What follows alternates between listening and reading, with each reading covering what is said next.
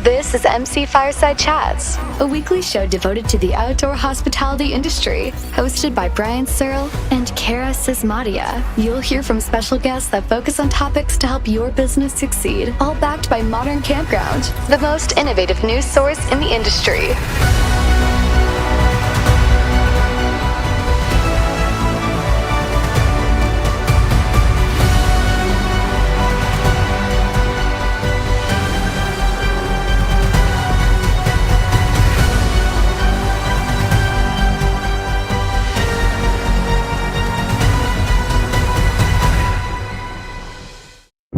Welcome, everybody, to another episode of MC Fireside Chats. My name is Brian Searl with Insider Perks, here as always with Cara Csizmadia from the, not as always, because she keeps missing weeks, but here as normally always and hopefully perpetually into the future, Cara Csizmadia from the Canadian Camping and RV Council. Welcome back, Cara. We're happy to have you here again. And then we're also here with Jonny Feld. Did I get that right? From Field Vans, going to show us amazing custom van work that his company does.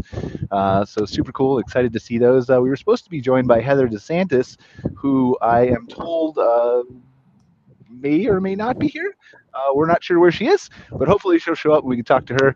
Super exciting. Looking forward to talking to her if she shows up too. A couple of quick housekeeping notes here.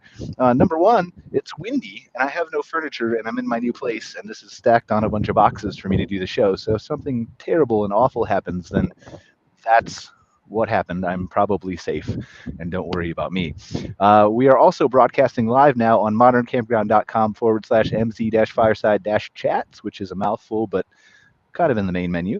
And so you can watch us there instead of on social media. And then for those people who normally watch us on Facebook, we are not broadcasting there today because Facebook in their infinite wisdom decided that they can't verify my location as being in Canada despite me never being out of the country in the last year and a half. So they've taken away all my special permissions and I can't do anything on Facebook.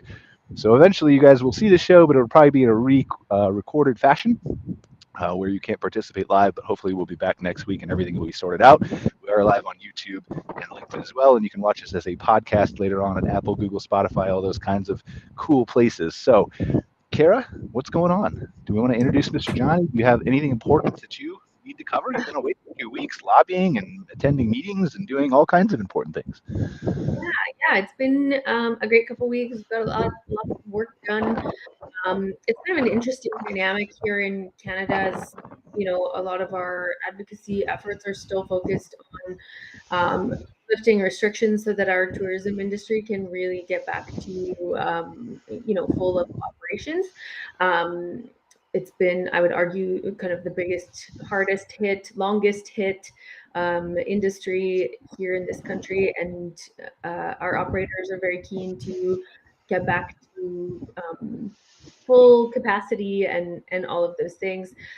You know, I think there's a unique dynamic happening for them right now with the way gas prices and things are going, and folks going back to work, and all kinds of things working kind of against them. So we are vocal about communicating to our policymakers and leaders and those kinds of things that we need them to back up this industry and let it get back to work.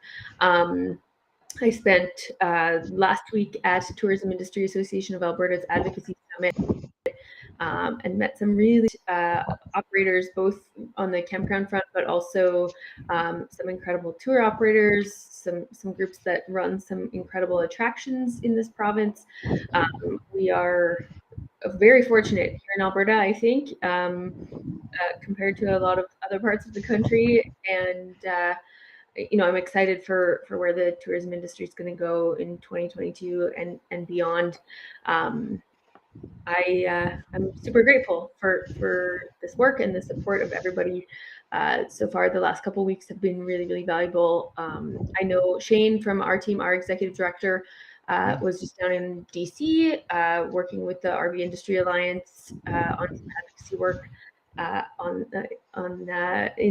in the States, and kind of obviously there's some impacts for Canada there in terms of getting our borders, you know, more accessible and moving folks around to our tourism destinations in this country again at a higher capacity. So lots of great work happening, and yeah, excited for this camping season and all the ones to come. Awesome. Yeah, we would be remiss if we don't mention that I think it's the RVIA's Industry Week in DC this week. And so they are down there talking to, I imagine, senators and important people that are much more important than we are, trying to lobby for the industry and things like that. And obviously, the Canadian Lobby Week was end of April, right? I lose track of time, Cara. I was there. But you know, I was super excited to have the industry kind of be down there and have Canada and the U.S. still working together. I know there was some U.S. people. Phil Ingrassi was up here from RVDA for the Canadian one, and so there's a lot of cross-border kind of movement and synergies, I guess, for lack of a better word, that all work together to make the industry better. So yeah, I'm super excited about that. Hopefully we'll get some reports about what's going on down there and things like that. So Jonny, why don't you introduce yourself? From Field Vans, super cool. Like we're going to show pictures of your van later, but just for now, introduce yourself. Tell us what Field Vans is. Yeah, I'm the CEO of Field Van. I'm in Fresno, California. My family's been building vans since 1989. My mom and dad started building vans out of San Diego, moved to Fresno. So we're in the center of California. We service all of California, all of the country. In fact, we've sold vans all over the world. We also have a place in Reno, Nevada, and we basically manufacture and sell straight to the consumer. We don't have a big dealer network like most RV companies. We are kind of a niche custom builder, but we've been growing and figuring out ways to get more product out into the hands of our customers. So what makes, and I know I just said we were going to put this off, but I decided against it now. So what makes Field Vans unique? Because there are a lot of these custom van builders that are popping up. You and I were talking about the show, how you were at a KOA recently, and you're seeing instead of some of the larger motorhomes, at least in that specific KOA, right? We can't say that's a trend yet, but we're seeing smaller motorhomes, vans type people show up at this KOA specifically. We're seeing different exhibitors. We were at the Alberta Outdoor Show. Cara and I were there, I don't know, a couple months ago. A lot of the exhibits there, and obviously it's a smaller space, right? So we can't extrapolate on that, but smaller vans seems to be the trend, and I think the gas prices is impacting that too. So what sets you guys apart, and what are your thoughts on all that stuff I just said at the same time? Yeah, no, that's all correct. The whole van life, right? That's been growing over the past several years, and then as with all the RV industry, with everything, just the whole industry is growing. As far as the smaller sizes, I think we've been seeing trend. I mean, just tiny homes on down to RVs. So we've been seeing that trend, and then of course, as you mentioned, gas prices are just going to drive that more. You don't want to be driving a huge motorhome when you can be driving something a little more efficient. What really sets us apart is we focus on like the adventure lifestyle. So we have a 4x4 system that we've custom designed for the Ford Econoline platform. They don't make that van anymore. They still make the cutaway chassis, which we put a body on. And so one of the most capable RVs, in the world as far as being able to handle Jeep trails and really get off the beaten path to some of the more remote camping areas. And we sell to a lot of outdoor photographers, adventure athletes, people that are into that lifestyle. And since we've been doing it so long, and in that off-road, atmosphere, the quality of our builds is what stands out. We hand build everything. Finally, actually, just ordered my first CNC machine. We handcraft everything. We have about 80 employees here at the factory, and so we focus on well-built vehicles that can really get you out there. That's awesome. So I think there's two things that, and obviously, Cara, do you mind pulling up his website? We're going to just take a look at some of the pictures here. And while you do that, I think it's interesting to think about how the perception of this demographic of people who are switching toward the van life is. And I know KOA and some people in our industry have done some studies on this, but I think it's interesting to me that you point out that you were at the KOA and you were seeing some of these people staying at the KOA. And I think there's a perception sometimes from private campground owners, at least some of the people that I've talked to, that these people who are staying in the tiny homes and the vans are not staying at private campgrounds at all. And I think that's probably not accurate. And yes, there is a certain freedom, like you're talking about, to taking a van out and being off grid and 4x4ing and going on BLM land or Crown land up here or whatever it is. But I think there's still an appeal to, I have it all in one place, and I still sometimes want to go to a place with a swimming pool or miniature golf or, whatever. Yeah, you're absolutely right. people say, who buys your vans? And it's really everyone who likes going outside, whether it be fishing or photography or just road trips. I have people that like tailgating at football games, not your typical camper, right? Mobile offices that we've built. And then, as far as the campgrounds, the words got out that camping's cool again. And so it's harder to find just those secret spots, especially with social media and everything. Secret spots aren't so secret anymore. And so sometimes you need a spot to stay, and you can rely on a KOA or a campground like that. And it might have a bathroom or a shower or something, so something you might not have seen for a while. So we see a mix of everything there. Yeah, I'm looking at your website now. Admittedly, again, I don't know if my whole platform here is as windy as it looks to me. Like the boxes are moving back and forth, and hopefully you're all getting dizzy. But I can barely see my laptop screen here. It's a tiny little 13-inch. So, Cara, why don't you kind of talk us through some of the things you're seeing here? I can see the thumbnails, I just can't see the detailed images. Yeah, no, I'm really fascinated by the smaller unit options personally, and so this is something that these fascinate me, and they're so beautiful. I love. Do your packages include the vehicle itself, or do you have customers bring a vehicle and ask you to customize it? Yes, and yes, yeah, both. Oftentimes we do provide the entire package, especially when it comes to financing. These do qualify for RV financing. So if you do want an RV loan, you need to buy the whole thing from us as one package. But if you do own a van, you can bring it in, and we'll do either the entire conversion. We also, Pop Top is pretty famous that we've been doing for a long time. And so people who own a van and maybe they want to build their own little camper interior, but they don't want to cut the roof out and install a structure in the top for the bed, they'll bring the van to us, and we can do just that part of the work for them. Does it have to be a van? Here's a van. You could expand into new markets here, Johnny. I've got a great, I love Jeep Wranglers, and I'm gonna buy one here. So what I need is a Wrangler that unfolds like a transformer and has all my van life stuff in it, but I don't want to lose my Wrangler. Can you make that happen? Good luck with that. It's out there, man. That's out there. We were in about, one of the expos that we like to go to is called the Overland Expo. They have a number of them across the U.S. The original and biggest has always been in Arizona, and tens of thousands of attendees go to this thing. And what's cool about the Overland Expo is that it covers everything from motorcycles to the biggest Unimog RV you could imagine, and everything in between: Jeeps, Tacomas, our vans, of course, some of these vehicles on the F series, like the Earth Roamers. And it's a really cool thing. So they have, you wouldn't believe some of the stuff they have out there. They do have Jeep stuff and Land Cruiser stuff like that. And we are so busy in the van market right now that, we're trying to stay focused there. But you're right, there's a ton of opportunities out there. So many cool vehicles to be able to put stuff like this on. But I've traveled in Jeeps, I've traveled in pickups, I've done it. You just can't beat the van, Brian. I feel like here's the thing, Cara. I feel like he sort of knows what I'm talking about, but he doesn't know me. So here's what I want, Johnny.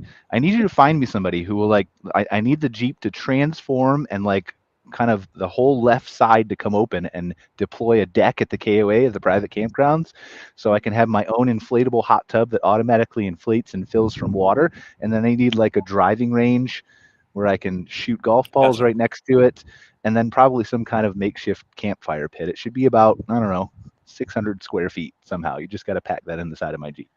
I used to take on customers like you when we weren't so busy. Yeah. But no need to do that anymore. Yeah. Nikki on LinkedIn is saying there's still an appeal to have amenities like a hot shower. And I was going to say that when you were talking about visiting campgrounds, I think, as much as I say all the time when we talk about, competitive dynamics between, say, public parks and boondocking and private campgrounds and all of those things, we can see each other as competitors fundamentally, but our consumers want a variety of experiences. They want different things at different times during their trips. And so we have to embrace each other as more complementary.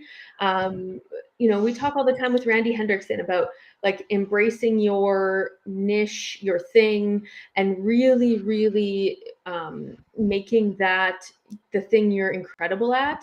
And I think that really lends to this idea that, if you have this incredible private campground with stunning amenities and a hot tub and a tiki bar, then, the overlanders are still going to want to come stay for a couple of days. They might go boondocking the next 3 days, but those different experiences, I think, really can be complementary to one another. I think Nikki's 100% right. The amenities, the access to retail space and a variety of things in campgrounds is really a draw, even for consumers like this. Well, yeah, I mean, I 100% agree. But before I get into that, like, I did forget the tiki bar on the Jeep, so I need one of those too, Johnny. I can't believe I forgot that. But anyway, like, you're right. I think there's kind of an overlooked segment here with private campground owners to target these people who enjoy the van life. Because, like, if I'm purchasing one of these things, right, there are times, whether I own the van or I'm just going there on vacation or I'm staying in a hotel or a private campground or a glamping site or whatever, that I want to see different types of things depending on where I'm going, what area of the country, what attractions are nearby, whatever. And if I'm in a smaller van, that allows me to go to the state park or the national park or the BLM land and be off grid because I have solar power and water storage and all those kinds of things. But it also allows me to then go to the private campground if the state park is full, or I just want that experience like we're talking about with the swimming pool and the amenities in the store. And so to me, purchasing one of these makes a whole lot more sense unless you need the extra space because you have a large family or things like that, because it's more versatile. Right. Yeah, I agree. For me as a consumer, there was a time in my life where like I had a big fifth wheel. I also owned a campground at that time, so I didn't get to do a ton of camping. But, I had small kids and, there was more value to me in that because, maybe we had dirt bikes to haul around and I needed a bathtub for the children and those kinds of things.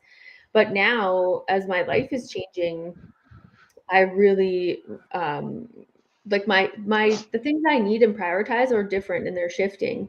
I love the versatility of a unit like this, so that like you said, I want to be able to go out into the mountains in the woods and be totally alone and like see the northern lights. But then a couple days later, when I'm ready, I want some amenities and a campground that's close to a nice restaurant or something. Like I want to experience an array of things like that. And this is so versatile for that. There's no way I could have hauled my 40-foot up to some of the places you could take an incredible van conversion like this. Well, and the other thing too is like we need to get to the top of the mountains too. So eventually, Johnny, we're going to need like a conversion helicopter thing, because I don't want to, like, I want to get to the top of the mountain too. And 4x4 is good, but not for the smaller trails. So I just need to be airlifted to the top of the mountain, camp there, and then be airlifted back down to the private campground for when I'm ready for amenities. Jonny, to be clear, Fieldman doesn't offer concierge service to book your helicopters for you, right? Yet, I'm trying to give him ideas so he can dominate the world. I love what he said is, just you got to shoot for the stars. But no, we don't do that yet. Not yet. Yeah. We do allow you to customize your van though. So we have all these years of experience. We've found, about the 12 plans that we feel work best in that space. And then we also allow for a guy like Brian to design their own. But Right. I love when they say you got to think outside the box. And it's like, well, we kind of have to think inside the box, and let's call the box a van. And we have a certain amount of space to work with. So, talk to us a little bit about that. How do you as the CEO and through your years of experience here, how do you arrive at what has to be in the van and what can be optional or what cannot be in there? Well, we give you the choice of everything at the end of the day. So we do have our standard packages, but if you wanted to completely customize it, it'll just cost you a little more, and it takes a little extra time because it costs a little more and takes a little extra time on the manufacturing end. And so, yeah, we try and have some models that can be a little more, cookie cutter, ready to go for people who maybe don't need that special design. But if you really want to go for it and design every aspect of it, we allow you to do that as well. Well, so let me try a different tactic then. Let me ask you, as the CEO, I'm assuming you enjoy the van life too. What are some things that you feel are essential inside your vans that customers would be remiss if they left out? Oh, I gotcha. Yeah, that totally makes sense. A comfortable bed, right? I can make it pretty simple. Having a comfortable bed and having space for your gear, and I'm good to go. But to take it a step further, if you really want to be ready for everything or live out of your van, we do enjoy camping in the snow in the 4 seasons. So I think having a heater is key. I don't necessarily need an interior shower bathroom. We like having a little porta potty. We like having an outside shower to be able to do that and hose off and gear and things like that outside. And having space and room for your gear, so storage, a comfortable place to sleep, in a refrigerator, of course. You got to have a refrigerator for your food. As far as the interior, I don't use it really ever. I like cooking outside, kind of the idea of camping, right? Being outside and doing that. Yep. So we use that van to haul our gear, to get there, to sleep comfortably. And then, we use the furnace and the refrigerator as far as our appliances. Awesome. Well, Jonny, I want to touch more on your stuff, but it looks like we have Heather here. Finally, welcome, Heather. Sorry for my unprofessional appearance. You missed the beginning of the show, but I just moved into this place and have no furniture, so the camera is stacked on top of air purifier boxes, and it's wobbling because that's all I have. So, but welcome. Super excited to have you here. I want to give you a chance to introduce yourself. Cara, do you want to pop off the screen share there so we can? There we go. So Heather is, and I'm going to let you introduce yourself, but the notes I have for Heather are that she is a current Airstream resident, growing her company from an Airstream. She's the CEO and founder of Publicity for Good. She's a Forbes 30 under 30 nominee and a bunch of other things that I'm going to let you cover, Heather, because you know what's more important. So do you want to introduce yourself? Tell us who you are. Yeah. So first of all, Dublin, Ohio. I lived in Dublin for 27 years, and I was just in Dublin last week. So really cool connection. Do you want to know a secret? I've been to Dublin, and I was born and raised in Akron, Ohio, but the company just has a virtual office there, and I'm in Canada. Love so it. I appreciate the props. Been to Columbus and Dublin all kinds of times, but it's not really there. So, anyway.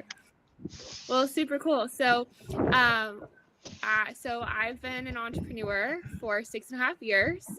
And when I met my husband, who was in the Navy at the time, our intention was to travel the U.S. and figure out where we wanted to live and settle down roots. So we first made the decision, and we did research for a year, read every website, every YouTube channel if we wanted to get an Airstream or an RV. After a year doing research, we got out of the Navy. We decided to invest and buy an Airstream. We bought a 2007 23-foot Airstream 3 years ago before the pandemic. So we have been living full-time in an Airstream. I have an office now, and I'll tell you why shortly. But we've been working full-time in the Airstream. When he got out of the Navy in 2019, our intention was to travel the U.S., visit every state and small city to figure out where we wanted to live, where can we make a difference, where it's good to have kids, where is it a good place to have land. And then after all of that, going to every state, Arkansas, Missouri, Texas, Tennessee, North Carolina. We did want mountains and no snow. He was from Florida. I was from Ohio. I lived there 27 years. I then lived in San Diego for a couple years, and it's incredible in San Diego. But we decided on North Carolina. So we now live full-time in North Carolina, in between Charlotte and Nashville in the mountains. We live full-time in our Airstream, scaling the PR company Publicity for Good. And it's kind of been really cool. Like, since getting the Airstream in 2019, I went from the transition from getting engaged to married to pregnant, and now I'm having a baby. I'm like 37 weeks, so I'm having a baby really soon. Wow. We have 22 acres, and now that I'm having a baby, we're probably going to Airbnb our Airstream because I'm a little bit ready to get nested. but we'll never get rid of our Airstream. And it's where we made a lot of memories. It's where we scaled the business to 1 million, which was not easy during the pandemic. We kind of had to take care of our team. So many lessons learned, living full-time in a 23-foot Airstream, running a virtual team of 23 employees from hotspots that don't always work. You gotta definitely, I would say, the Airstream life is chaotically graceful. I mean, there's no way around it. You have these intentions that it's gonna be clean and you have all these things and you do the best you can, but living in a small space, you just do the best that you can, and it's a really good life, simple life. The transition, though, was kind of downsizing my closet and going through that process of, not having a lot of clothes in a simple life.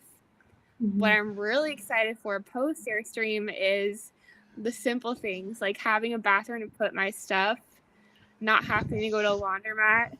Like, I never was spoiled. I grew up with entrepreneurs, but those simple things like a bathroom, a place to put your own stuff, a little bit more space to cook, like that, those are the basics that are like such a luxury to me now, being on the other end of living full-time in an Airstream for 3 years, during a pandemic when you couldn't really work for coffee shops. Yep. So I think there's a lot of really cool crossover here and tons of stuff obviously to unpack. And I'm hoping maybe Cara can lead some of the questioning here. But I do want to talk about briefly, like I understand like there's a lot of synergy here between us, right? Like I actually lived in Florida for a year. I was born in Ohio. I've been to San Diego, but I also understand those struggles, right? When I was starting my company, 2009, 2010-ish, we were traveling full time. My girlfriend at the time and I were traveling across the country full time in a Jeep. We didn't have an RV or an Airstream, and so back then, like before I was budget. It was all budget, and so we were going from private campground to private campground, but we were staying in tents and small little rustic cabins without bathrooms, and moving every 4 days, and figuring out how. Like I was literally writing blog posts and posting on social media from the floor of the tent. And so I'm curious from your perspective as an entrepreneur, how did this adjustment work for you, working from a small office, trying to kind of do all those things and bootstrap your company? And then I'm going to let Cara take over. Sure. So I feel like I still haven't really transitioned yet. I started my business from my mom's basement. And then when I was 27, I moved to San Diego, and my apartment on the beach in Ocean Beach was probably smaller than the Airstream. So I was already used to small living. And then, transitioning to the Airstream. I would say it's not an issue. The biggest thing you have to have is discipline. And I think my biggest regret on the road is that I would feel guilty for having freedom. Like you build this business, which gives you the space and time to be present, and go to different places and explore. But I still never, I think, emotionally allowed myself to fully be present and enjoy those things because I was still thinking about the business all the time. So I think that's the biggest thing. That's a challenge. Yeah, that's one of my biggest regrets too. And I know I told you, Cara, but just 2 seconds, I'm going to make a comment. That's one of my biggest regrets too, is spending 4 years on the road. I went to every single state in the U.S. except for every single state except for Alaska and Hawaii. And I saw so many things, but I didn't really see them because I was working. Yeah. So it really impacts your ability present in those experiences the same way you would if it was truly a vacation, right? You're kind of always at work and stuff, which I think is definitely impacts the experience for sure. So I'm curious to hear about what things like hiring employees and all of that stuff. Like, are you doing all of that via Zoom all the time? Or are you able to kind of personally interact with those individuals despite your work situation? How does that work? So 6.5 years ago, when I started the company, we were virtual. So we've always been virtual. And my first team member actually was Liberty, who was my assistant at the time, who will have been with us for 5 years, I believe, in February. She was in the Philippines. So we have a US-based team and a full-time Philippine team, and they're amazing. But what it did do is it allowed me to meet with clients or potential team members. And then while we were on the road, we would strategically meet with potential team members face-to-face. That was my next question: is does it impact where you travel to in order to meet clients and staff and team members and things like that? So yeah, that makes sense to me. I think we're seeing a big transition for folks who are just really keen to embrace that level of freedom that you kind of felt guilty about. I know, Jonny, you were mentioning you guys are building like custom office conversion units and things like that. Have you seen an uptick in that? Is there more desire for that for you guys at Field Van? Yeah, definitely. Yeah, more instead of the weekend warrior, right, camper. There's more people that are getting life in the van. Yeah, working from the road and or at least extended maybe 6-8 months from the road and periodically at home. Definitely more of that over the last 5 years. 5 years, yeah, cool. I think it's interesting, and maybe this is some of my own personal kind of feelings about stuff happening, but was your decision, Heather, to shift away from the Airstream and move based around having a baby, or is the timing just happening that way? It was two things. We bought land in North Carolina about a year ago, and our intention was to build. So we have a sawmill and we're going to build. Nice. So that came first. The rush of getting on that Airstream was definitely baby related. Right. But I do think that everything has a give and take. Like you taking all your supplements or doing biohacking or all those things, it's really hard in an Airstream. So now I think we're to a place where we're just like excited for system and routine and really all those things. Now we're already talking about like when our baby's 2, we want to have a lot of kids, like 6 to 7. We're so excited to then take our kids on the road and do it again, and we're really excited for that phase. But yeah, 3 years in an Airstream building the business. We're just excited for a season of, I would say, just more structure, predictability, and all those things. And what I did find is for the last 6 months to a year, so for the first, we've lived full time in an Airstream, but I'd say for the last 6 months to a year, instead of us taking our Airstream to business events or shows, like we went to Homesteaders of America, like 2.5 years ago, you'd always take the Airstream. I think the last stint of it was like worse than get in the truck and go, because staying at a hotel then became a luxury. More simple. We don't take as much, but that truly is the season that we're in. Yeah. No, it's interesting. I'm sorry, Cara, go ahead. You please go. No, I was just gonna say, like, it's interesting. It's the same thing with me, right? Like I can remember back when I spent 4 to, I think, well, it was like 6 or 7 years on the road, bootstrapping and building the company, to the first time I went into an apartment and had what you were talking about. Like, I didn't really realize, I think, how much I missed it until I actually had it. The ability to have a desktop computer and like you're talking about, a bathroom to put your stuff and things like that. And then I'm so used, like I was traveling before the pandemic 270 plus days a year to conferences and places like that. And so the hotel life too. And it's really interesting how the mindset shifts about what you bring and what you really need, to be honest. Right. Like, because now that I'm in an apartment in here in Calgary, like I'm realizing I don't need all the stuff that I thought I needed 10 years ago. Yeah.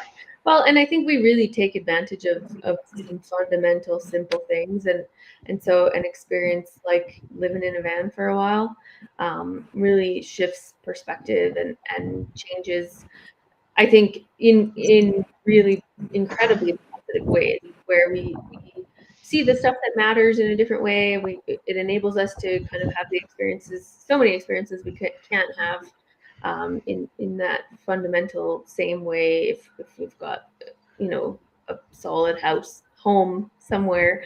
But then, yeah, it really makes us appreciate some of those really little things too. So really little big things, yeah. I think that ties into what you were talking about earlier too, with like the overlanding to the campground. Just, yeah, sometimes like my wife and I will be 5 days in Death Valley, like hardly a shower, and then we'll want to go to a nice hotel or hit a good campground. Doesn't mean you can't appreciate both. Yeah, totally. It's really perspective building, I think, for sure. Jonny, I'm curious about how are you seeing a shift? I know we kind of touched on this earlier, moving to kind of these smaller RVs, and I know Heather, you were saying 23-foot Airstream, a little bit on the smaller side. So are you seeing a bigger shift now and recently to like, are any of your clients coming to you and saying, hey, I drive 45-foot motorhome and it's way too big and I don't want to do that anymore? Yeah, yes and no. I mean, that has been a trend, and oftentimes it could be, maybe someone who is widowed and say, yeah, we used to travel in this huge thing and now I don't need it. Or, yeah, people who used to travel with their family and now they're retired. The baby boomer community is really big into that. But we have a lot of people who are like, I traveled in a Westphalia Volkswagen van when I was a kid and I want to do that again. So there is a lot of that too. I'm curious, just for Heather, and Heather, I want to talk about your company in a second.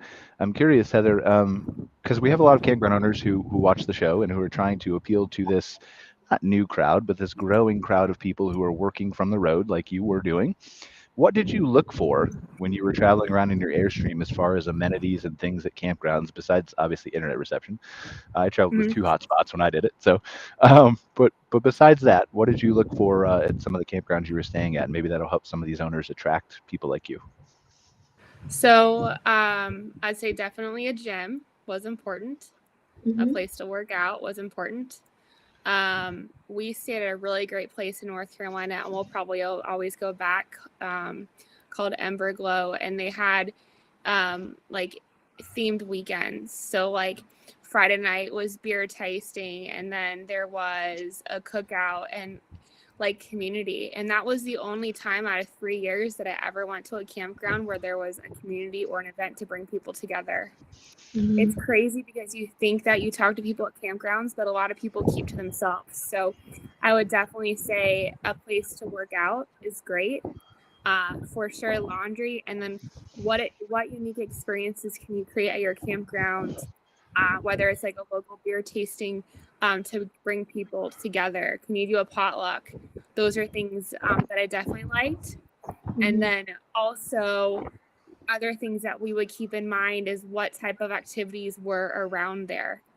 So if a campground could really do a good job talking about what's like fun to do local, like we would go to a campground, but then most of our time would be spent exploring, going to coffee shops, going to museums, experiencing the city. So those are the biggest components that I think are super important.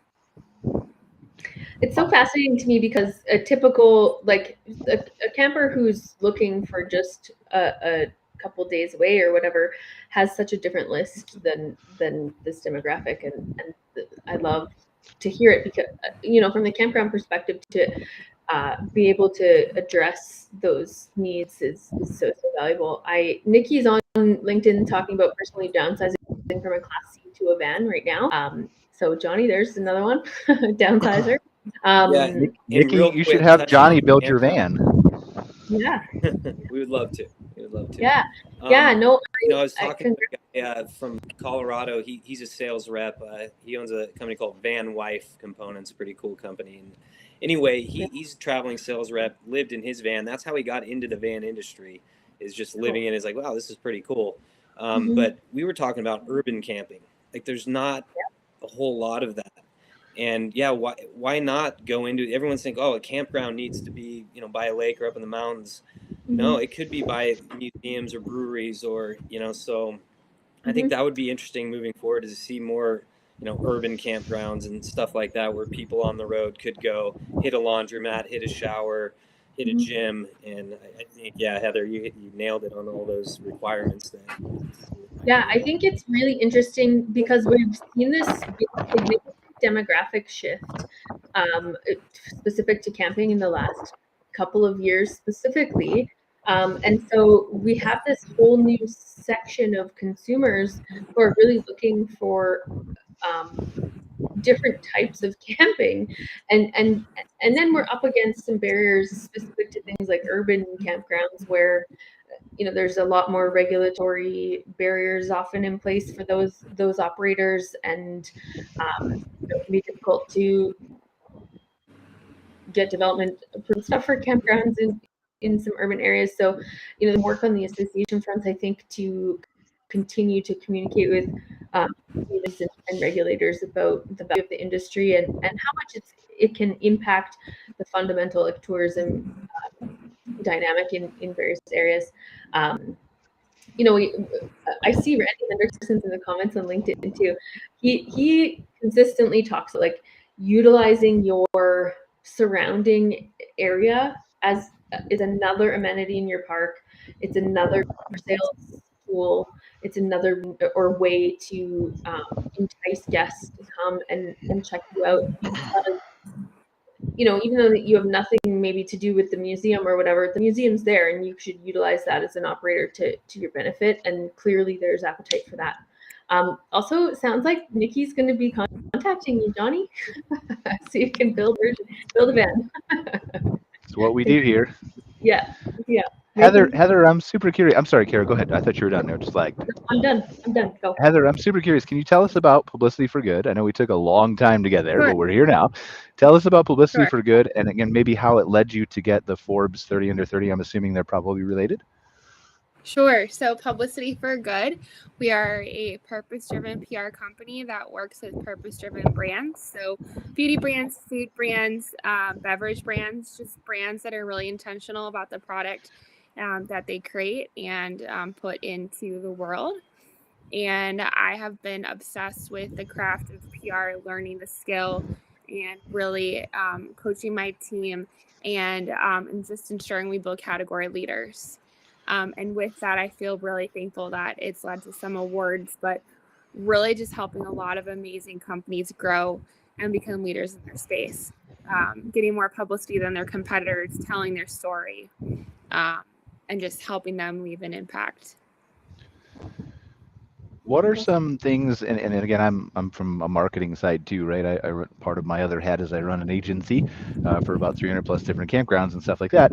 But I'm curious, do you have some top tips that you would give to maybe companies in general? Obviously, don't give away any of your secret sauce, right? But some top tips that you think people that often forget or miss when it comes to PR in general. For sure. So I think the biggest thing is really bridging the gap between your story and what's going on in the world. So we're heading into the summer months. That's an editorial hook. June is National Camping Month. So you have to make sure that you have hooks to make your story relevant.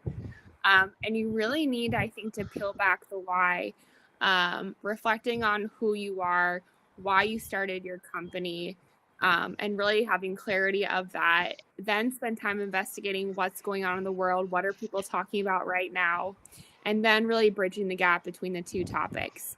Another thing people have to do is make sure they integrate it into their marketing.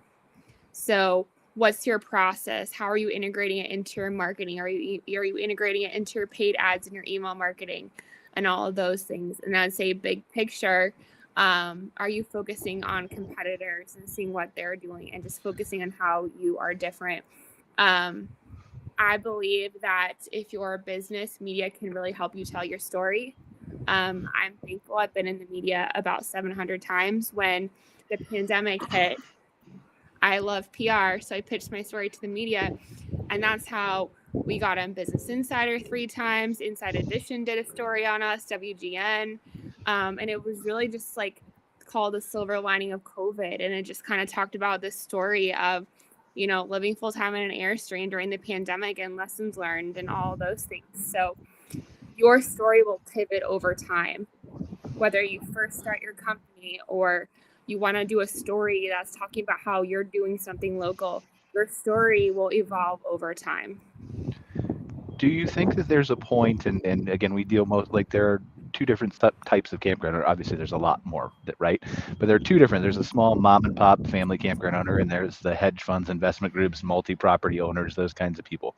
So discounting those larger groups, is there a point where you feel like as a small business that you kind of turn the corner and need PR? And what I mean by that is everybody obviously needs PR, but where there's a point where you put a real significant effort toward it. So there's two sides to it. There's some people who are really passionate about their story. There may be a family who overcame a tragedy and now they have this story about how they're traveling as a family and how camping has really reconnected them and healed their family. That's a story. That's a family who just is really passionate about getting their story out there. I think absolutely that should be low-hanging fruit for you to a couple times a month reach out to people, connect with people on IG and say, this is my story, how can we help? For people on the other hand and who are trying to build a business or use the camping component as a part of their branding, I think the first thing that you should do is just try reaching out to media yourself. I think once you build a sustainable business that's feeding your family, I think you definitely should look to invest in PR. But the great thing about PR is it's your story. It's your story that will get you on the news or not. So I think you have to start there. Now, if you're living from an Airstream or an RV trying to build a business, should you spend $10,000 to $20,000 a month on services of any kind? No. And I know how easy it is to see what other people are doing and all the extra costs. And I think big picture too, if you're trying to build a business from an RV or a van, it's important to figure out what the success looks like to you. Meaning there's nothing wrong with having freedom and having a business that's bringing you and your family a couple extra $3,000 a month to not have a boss or work for corporate America. Like, that's amazing. So I think sometimes having clarity of what matters most to you, and are you wanting to be in an RV van and have a business that supports you and your family? Or are you the crazy ones like us who want to go all in and scale it to 6, 7, 8 figures? Those are two different mindsets, and both can bring you happiness. Sometimes if I look back, would it be easier not to have scaled a business? Absolutely. There's nothing wrong with that. You know, when it's just you and you don't have any employees, you have more freedom. I think there's sometimes you can have more freedom. So if you should invest in services, I think you have to start with what's your intention? Where do you want to take your business? Is there a budget? And go from there. Do you mind if I pick your brain and put you on the spot for a second? Sure. Okay, so I'm just curious, I'm assuming that the typical small campground owner is not really going to be your client. Is that safe to say? They just don't have the kind of budget that a larger business would come to you to hire. Is that safe? That's hard to say because I'm such a heart-centered person. So if a campground was like, we want to reach campers, I might definitely consider it because it's something I'm so passionate about. That probably was not the answer you wanted, but no, that's okay. Like I always appreciate honesty. So what I wanted to ask though is, and again, the reason I asked that is I don't want you to give away anything that you would do that's special, right? But if a small campground came to you and said, give me 3 or 4 out of the box ideas for stories that I could use, generically speaking, right, from a campground perspective, to tie my business to this story, to campers, to time of year, to whatever, what would be some, because I feel like a lot of campground owners have no idea where to begin. Sure. So the first thing that is a ninja tip that you should do is have Google Alerts and Apple News set up on your phone so that you're getting all the articles of what's going on in the world for news for camping. So if you see a story come out on national news talking about camping trends and surges and trends, that's right there an opportunity for you to call your local station and say, hey, I have this local campground. This data just came out in this report. Would love to do an interview to talk about what's happening in our local market about camping, talk about things to do in our local area. That's the first easy thing, because you need to have a hook or something that's going to be relevant for them. The second, again, is awareness days. So this month is National Camping Month. So you could use that hook to reach out to a local, outlet, and Jonny could reach out to all the stations and say, hey, we'd love to create an experience. We can take some reporters on the road throughout the city and help you to understand what it's like to work from the road, and just create this experience for local media members to work from a campsite to really do an amazing story. A lot of it is creating this amazing experience where you can tell the media there's B-roll opportunity and all of those things. Outside of that, it's just follow-ups and just being charmingly persistent. I mean, it's National Camping Month. That is huge. And then if you have the data from what's going on from a news perspective, that's another lever that people can pull. Mm-hmm. Awesome. Thank you so much. I really appreciate you sharing that. I know sometimes there's a balance between the secret sauce and what you can do and sharing what your knowledge is. So I really appreciate you sharing all that with us. And the MC Fireside Chats logo is on your head, so I'm going to try to remove that here so we can see you. But in the meantime, there we go. So what else is new? Cara, do we have any other questions for, like, I feel like this is an amazing opportunity to ask all kinds of questions. Yeah, absolutely. I just want to. The art thing is fun. Sorry. Oh, if I could chime in real quick. Yeah, we just rebranded. And so, like, you're just speaking my language, Heather. It's really, really fun stuff to talk about. You were mentioning RVIA, like right before I got on, I saw a notice that the very first PR guy we ever hired, Mike Caudill, is now the spokesman for RVIA. So I want to give him a shout out. I thought that was pretty cool. Yeah, we built a brand over 30 years that is one of the most popular van brands in the industry, and we broke off from them a year ago. So it hasn't even been a year. Last July 1st, we launched Field Van, and so that process has been really exciting. Heather hit it. It's the media, and your story is interesting.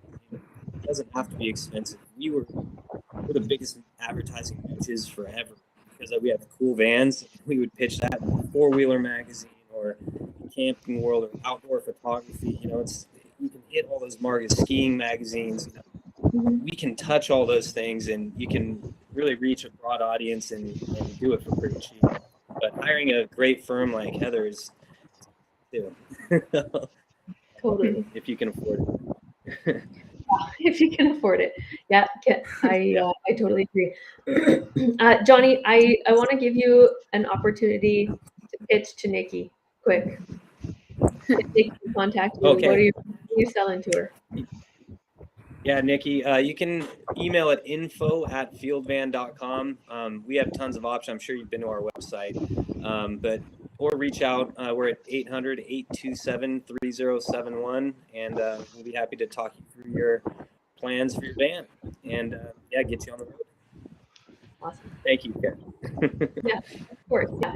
And I just want to mention again to Randy's commenting here. You've got to sell the zip code, which is what I was mentioning, and he has that great little tagline for it: sell the zip code. As a park owner, sometimes the best amenities are offsite in the local community. They're a very big draw to the consumer and part of their overall experience. I appreciate that insight from Randy so much. He does a great job of that, and all of the instances I've seen him put it to work. I think it's a really valuable strategy for sure. This is part of the curation, right? And we could devote a whole show to this, right? But the curation is missing from a lot of these campgrounds still. Mm-hmm.